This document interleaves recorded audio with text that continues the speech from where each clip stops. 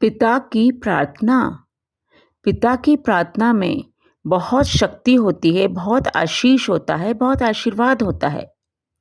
चलिए, मैं इसी से रिलेटेड मिस्टर सरवर चौधरी द्वारा लिखित एक कहानी सुनाती हूँ। एक बार पिता और पुत्र नौका में जलमार्ग से जा रहे थे। वे रास्ता भटक गए, उनकी नौका भी टूट गई। अब वह एक टापू के पास पहुंचे। वहां पे 2 टापू बने हुए थे। तो पिता ने अपने पुत्र से कहा, बेटा, हमारे पास तो आने जाने का अब कोई साधन ही नहीं बचा है। क्यों ना हम ईश्वर से प्रार्थना करें, वही हमारा सहारा बन सकते हैं। वो तो करुणा के सागर हैं, हमारी मदद करेंगे, हमको सहारा देंगे। तो हम प्रार्थना करना शुरू करते हैं।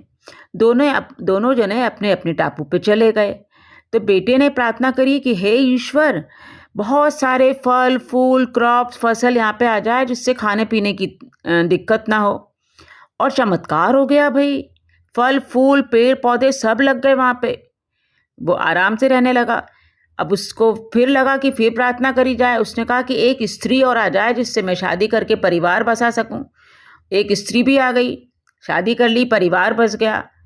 अब उसको लगा कि ईश्वर तो मेरी मदद कर रहे हैं, क्यों ना मैं एक चीज़ और मांगूं। उसने कहा, हे ईश्वर, आप नौका और दे दीजिए जिससे इस टापू से मैं बाहर निकल सकूं।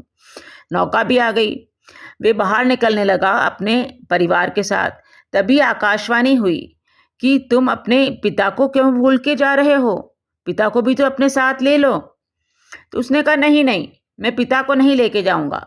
शायद पिता की प्रार्थना अस्वीकार हो गई है, उनका मन ही पवित्र नहीं है, उनको तो फल भोगने दो, यहीं रहने दो।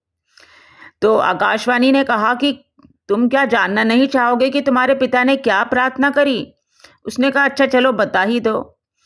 तुम्हारे पिता ने प्रार्थना करी थी कि मेरा बेटा जो भी ईश्वर आपसे मांगे उसे आप प्रदान कर देना, मेरे बेटे को सब कुछ देना जो मांगे। ये तुम्हारे पिता की ही प्रार्थना का फल है जो तुम्हें इतना सब कुछ मिल गया है।